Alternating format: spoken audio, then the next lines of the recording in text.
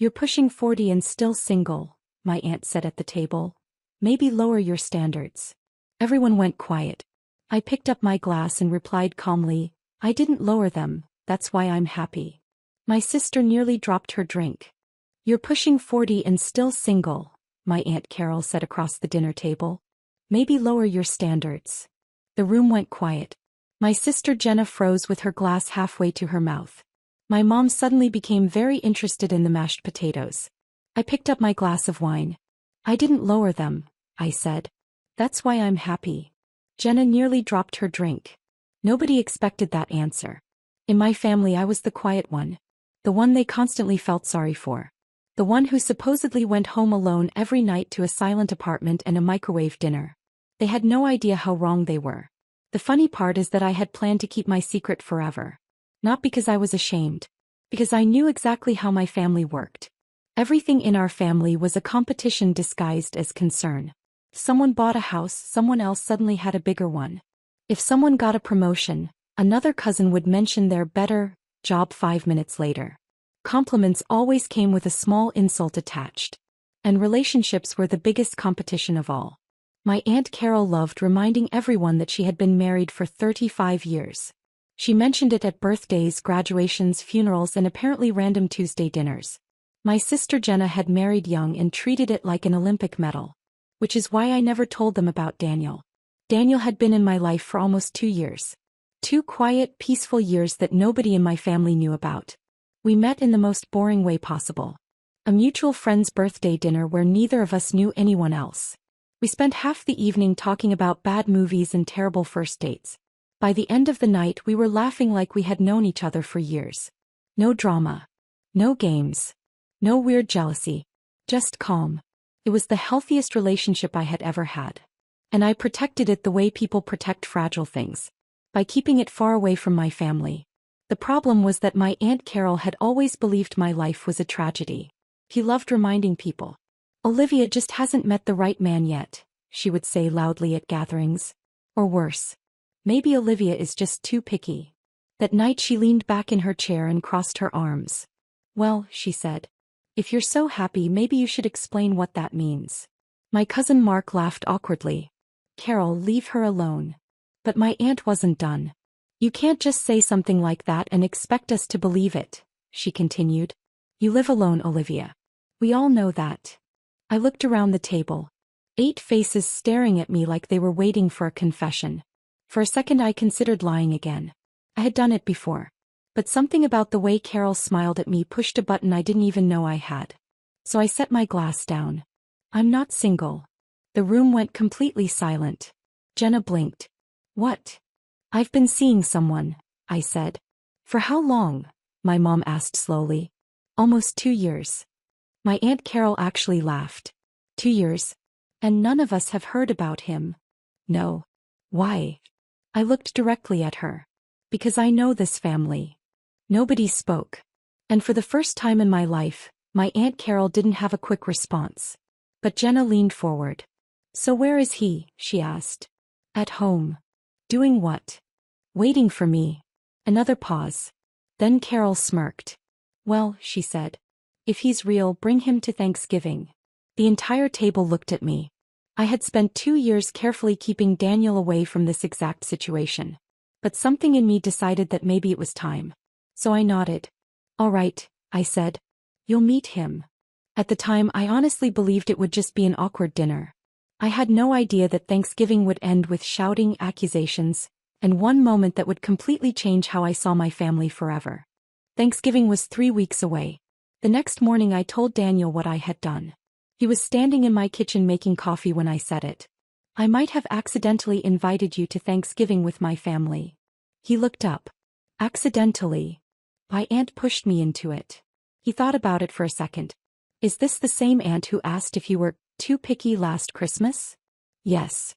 And the same sister who tried to set you up with her coworker who collects swords? The very same. Daniel nodded slowly. Hey. So this will probably be interesting. That was one thing I loved about him. Nothing rattled him. He approached problems like they were puzzles instead of disasters. So I had to be honest. My family can be competitive. With what? Everything. He leaned against the counter. Are they going to interrogate me? Probably. Are they going to judge me? Definitely. Are they going to say something rude? Almost guaranteed. Daniel smiled.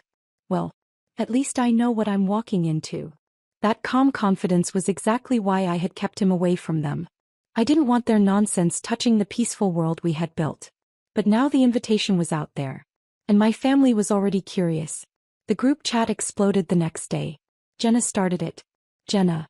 So Olivia apparently has a secret boyfriend? Mark. Wait, what? Well, Olivia, why didn't you tell us? For 2 years and we've never met him. That's suspicious. I stared at the messages for a while before answering. Me. You'll meet him at Thanksgiving. Carol replied almost immediately. Carol. We'll see if he actually shows up. That message told me everything I needed to know. They didn't believe Daniel existed. To them, I was still the lonely cousin who read books and avoided dating apps. The idea that I had been in a serious relationship for 2 years without telling them made them uncomfortable. Which meant they were going to investigate. Over the next few weeks, Jenna kept asking questions. What does he do? Where did you meet him? How old is he? I answered the basic ones but kept most details private. Not because I was hiding something. Because I knew my family well enough to recognize the pattern. They were collecting information. Preparing.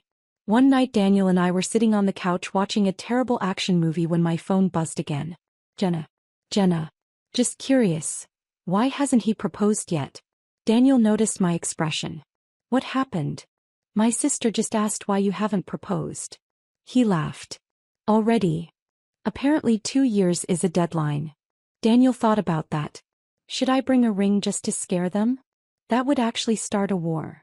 He smiled. Good to know. Despite the jokes, I had a strange feeling building in my stomach the closer Thanksgiving got. Not fear. More like anticipation. Because my family didn't just meet people. They tested them. Quiet little comments. Strange questions. Subtle insults disguised as jokes. Most people didn't notice. Daniel would.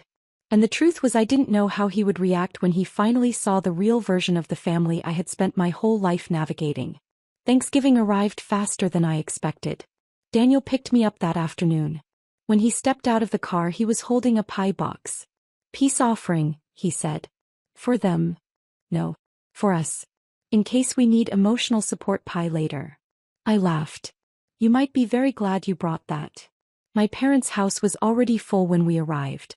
Cars lined the street. Voices spilled out through the open windows.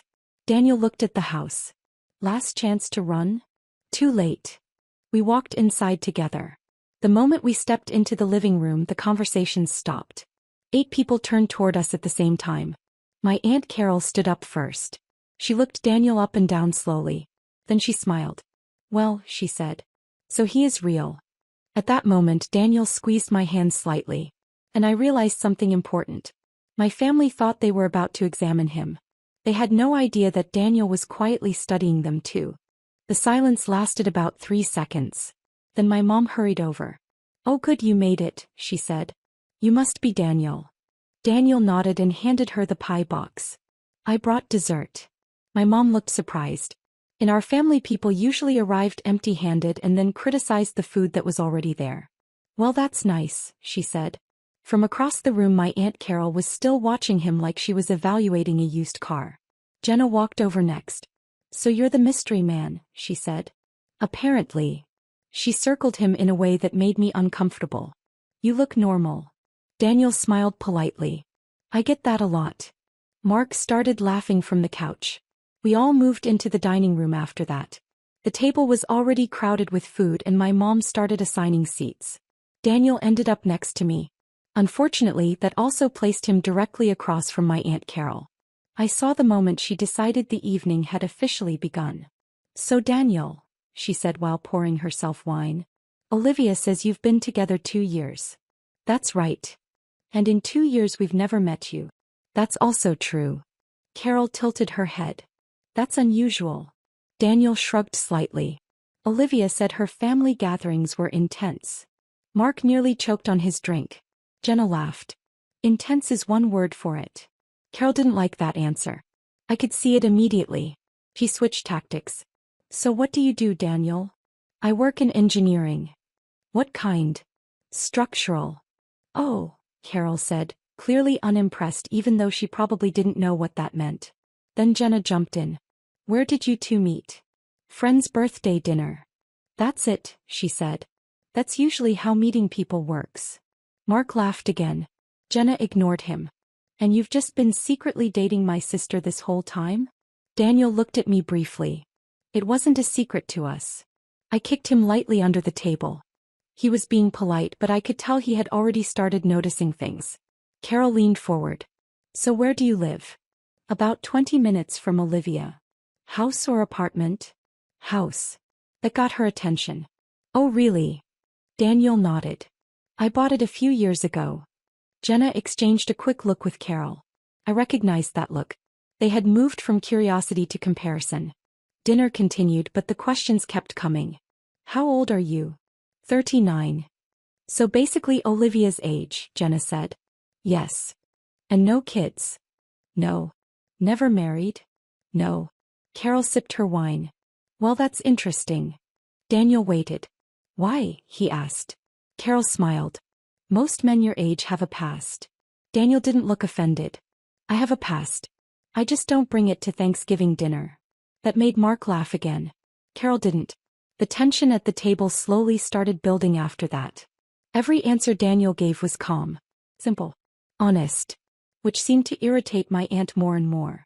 Finally Jenna leaned back in her chair.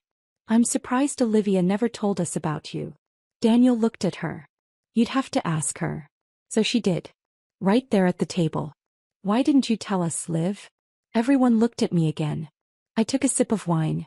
Because you guys judge everything. No we don't, Jenna said immediately. Daniel didn't say anything. He just looked around the table quietly. And that's when Carol decided to escalate things. Well, she said, setting down her fork.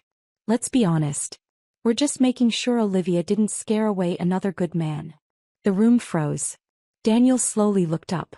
And for the first time that evening he spoke before I could. Another one? Carol smiled. Oh yes. Then she said something that made my stomach drop. Didn't she tell you about the last guy she chased off? The room went quiet again. I felt my stomach tighten because I knew exactly what Carol was about to do. She had always loved telling that story. The problem was that the story wasn't even true. Daniel looked at her calmly. No, he said. She didn't. Carol leaned back like she had been waiting years for this moment. Oh, it was a few years ago, she said. Olivia dated a man named Eric. Nice guy. Very patient. But apparently she was a little demanding. Jenna covered her mouth to hide a smile. That's one way to say it, she added. I stared at my plate. I could already see where this was going. Carol continued. He invited her to meet his friends one night. She criticized the restaurant, complained about the music, and lectured everyone about their life choices. Mark frowned. I don't remember that. Carol waved him off. You were in college. Daniel looked at me briefly. Not accusing. Just checking. Then he looked back at Carol. And that's why they broke up? Oh yes, she said. Eric told us Olivia was impossible to please. Jenna nodded eagerly. He said she scared him. That was the moment I realized they had planned this. The way Jenna jumped in. The way Carol paused at the right moments. They weren't remembering a story.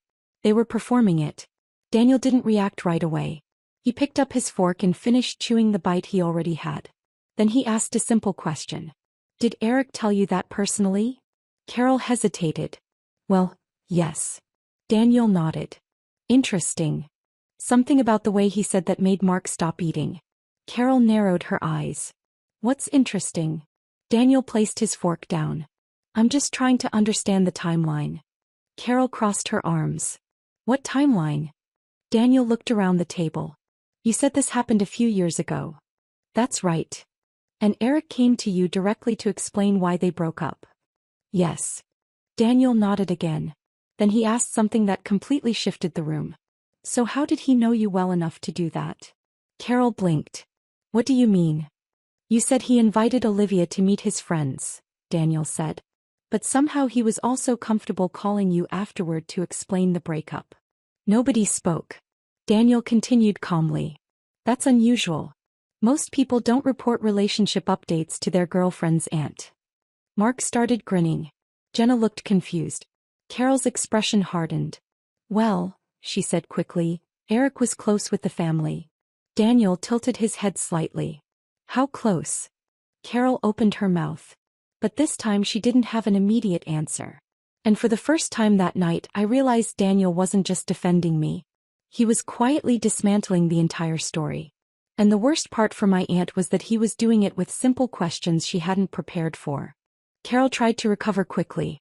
Well, she said, he came to a few family dinners. Daniel nodded slowly. How many? She paused. 2, maybe 3. Daniel looked thoughtful. So after 2 or 3 dinners he felt comfortable calling you personally to explain his breakup with Olivia. Carol shifted in her chair. Well, he respected my opinion. Mark muttered something under his breath that sounded like, sure he did.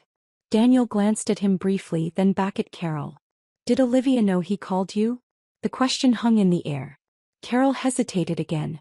Well, not exactly. I finally looked up. Because he didn't, I said. Jenna rolled her eyes. Oh, come on, Liv. But Daniel wasn't finished yet. He spoke again before the argument could start. Carol, can I ask something else? She clearly didn't like the direction this was going, but she nodded. What? Where is Eric now? She frowned. How would I know? I assumed you stayed in touch since he trusted you with relationship advice. A few people at the table laughed quietly. Carol's face turned red. That's not what happened. Daniel leaned back slightly. I see. The conversation stalled for a moment.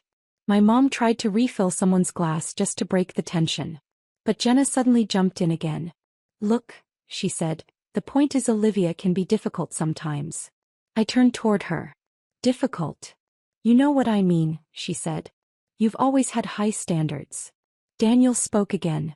Is that a bad thing? Jenna shrugged. It depends how high. Then she said something that clearly wasn't part of the plan but made the situation worse. For example, Olivia once turned down a guy because he still lived with roommates. Daniel nodded slowly. That's reasonable. Jenna blinked. No, it's not. Plenty of people have roommates. Daniel looked around the table. Do any of you have roommates? Nobody answered. Because everyone there was either married or living alone in their own house. Mark laughed again. Carol slammed her fork down. You're twisting everything, she said. Daniel stayed calm. I'm just asking questions. You're trying to make us look bad. Daniel didn't respond immediately. Instead he looked at me. Then back at her. I don't think I'm doing that, he said. Then what are you doing? Carol snapped. Daniel folded his hands on the table. I'm trying to understand why every story about Olivia tonight makes her the problem. The table went silent again. Carol opened her mouth. But before she could answer, Mark suddenly spoke up. Actually, he said, now that I think about it, Eric didn't call you. Carol turned toward him sharply. Mark shrugged. You told that story after you ran into him at the grocery store. Jenna stared at him. What? Mark nodded. Yeah. You said he looked uncomfortable and tried to leave the conversation. Carol's chair scraped loudly against the floor as she shifted. That's not how it happened. But the room had already changed. People were looking at her differently now. And Daniel quietly picked up his glass of water. He hadn't raised his voice once. Yet somehow the story my aunt had used against me for years was falling apart right in front of everyone. But Carol wasn't done. And the next thing she said would turn the entire night into a disaster. Part 6 Final. Carol looked around the table and realized the story had slipped out of her control. So she did what she always did when she felt cornered. She attacked. This is exactly the problem, she said, pointing at Daniel. You've been here 20 minutes and you're already turning everyone against us. Daniel didn't react. But I did. No, I said. He's asking normal questions. Jenna shook her head. You're both acting like we're villains. Mark sighed. Carol started it. Carol ignored him. She looked directly at Daniel. You think you know Olivia after 2 years? You have no idea what she's like when things don't go her way. Daniel finally stood up. Not dramatically. Just calmly pushing his chair back. I actually know exactly what she's like, he said. Everyone looked at him. She's patient. She listens. And she avoids unnecessary drama. That last sentence hung in the air like a spotlight. Then he added something that completely ended the conversation. Now I understand why. The silence was heavy. My mom looked embarrassed. Mark stared at the table. Jenna looked annoyed. Carol looked furious. Daniel turned to me. Do you want to stay? I looked around the table one last time. Years of small insults. Little competitions. Stories twisted into something ugly. I suddenly felt tired. No, I said. We grabbed our coats and walked out while nobody tried to stop us.